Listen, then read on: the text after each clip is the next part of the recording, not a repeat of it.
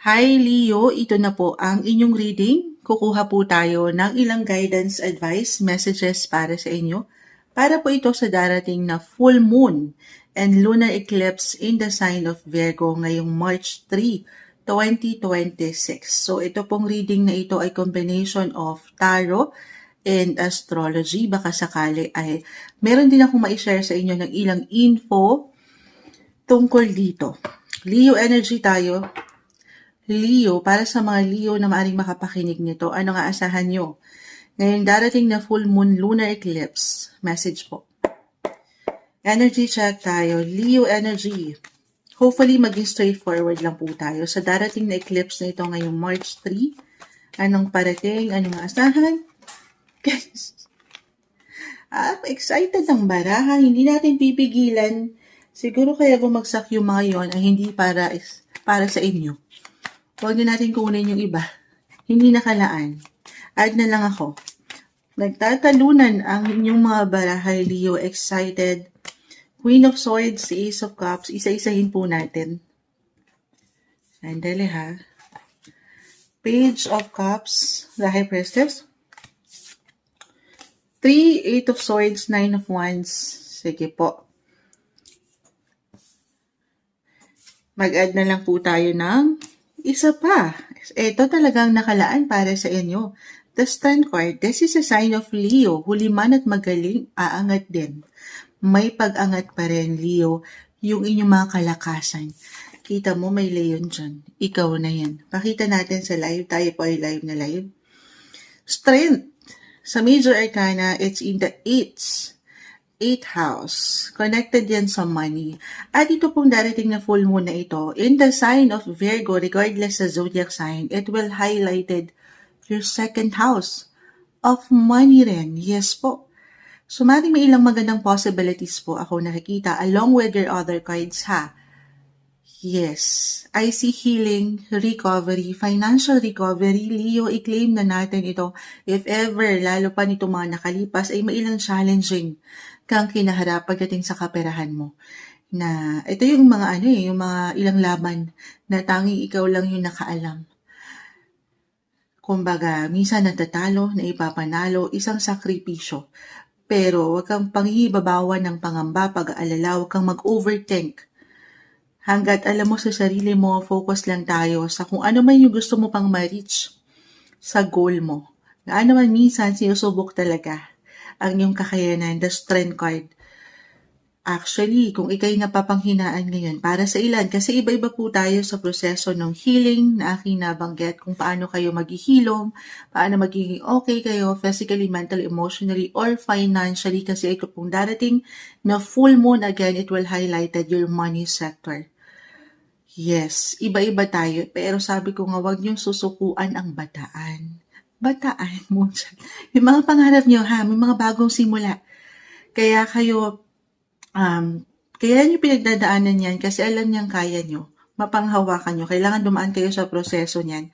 Kasi po, kung napanghihinaan kayo ngayon, actually, lalo kayong lumalakas. Hindi niyo pa man yan ma-realize. Lalo kayong tumitindi. Extreme intense yung energy. The High Priestess is here. 8. Actually, yung energy, guys, is all about money. Infinite. Money-making opportunities. Maaring merong mga bago.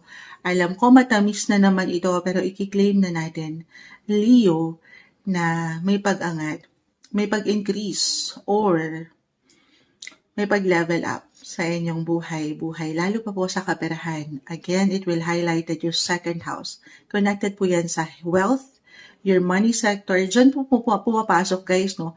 Yung tinatawag na hard-earned money, hard-earned income. This is something na, of course, kailangan sasamahan ng energy, ng effort, something na magmumula pa rin po sa inyong patuloy na pagsisikapan, paghihirapan. And I see chances, new chances. Take risk, patuloy kayong laksan niyo yung loob, okay? Patuloy kayong mag-risk sa mga pangarap niyo. Nang hindi nagmamadali just because kasi sabi ni Moonchild believe guys, dream, believe, survive yung atake. Believe in the impossible. Parang ganun. Lalo pa nga po, no, kung talagang sinubok yung ilang pagkakataon kasi parang hinuhugutan ko rin ang aking sarili as I have my rising sign in Leo, parang pagdating sa kaperahan may mga struggle tayo, difficulty, pero maniwala tayo. Na I see dito kasi may powerful new beginnings po para sa inyo. Money-making opportunities. For some, it could be an extra work for an extra income or angat yung creative side nyo kung saan pwede kayong kumita. May mga offers, opportunities, maniwala lang tayo dyan, ha? Paangatin nyo, ito yung kumpiyansa nyo sa inyong mga sarili. May lakas kayo. Kahit pa sa mga pagkakataon na kayo po ay napanghihinaan. Kaya marahil nagsibagsakan yung ilang baraha, lahat sila nakabaliktad, Leo. Kasi kailangan nating mapaangat, ito talaga yung binunot natin at nahuli man.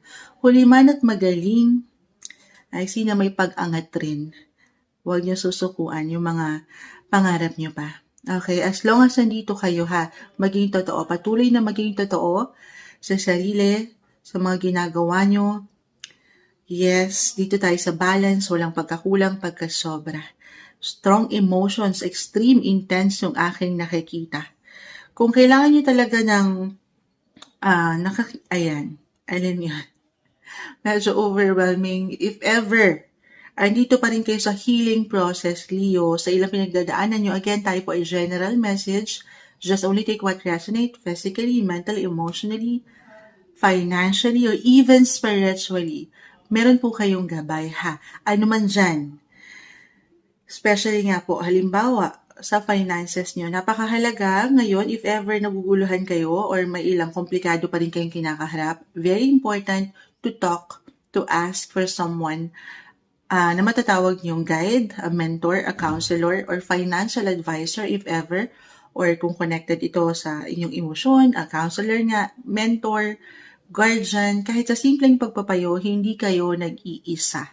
Kung medyo nagiging malabo pa ang mga bagay at feeling nyo hindi nyo kaya itong panghawakan, it's okay. Napaangatin nyo ang inyong mga boses.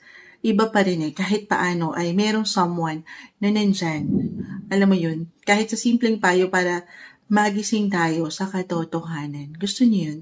But I see na merong solusyon, resolution, mariresolve yung ilang problema, lalo pa po sa kaperahan. I-claim na natin ito ha, pero huwag kayong magmamadali lang, huwag mainip, trust the process. I-review, reflect yung bawat decisions, actions na pwede niyong pagdaanan. Let go, Leo. Let things flow naturally. Let go of control. Let go of worry. Ayan, number 1. Alisin natin yung worry. As long as, again, ang puso nyo ay nasa totoo, pawang katotohanan lang. At samahan po ng patuloy na dasal itong mga gusto nyo pang ma-reach na goal, okay, or mga minimithi nyo sa buhay. Yan po ay hindi imposible. Again, dream, believe, survive ang atake nyo ngayong darating.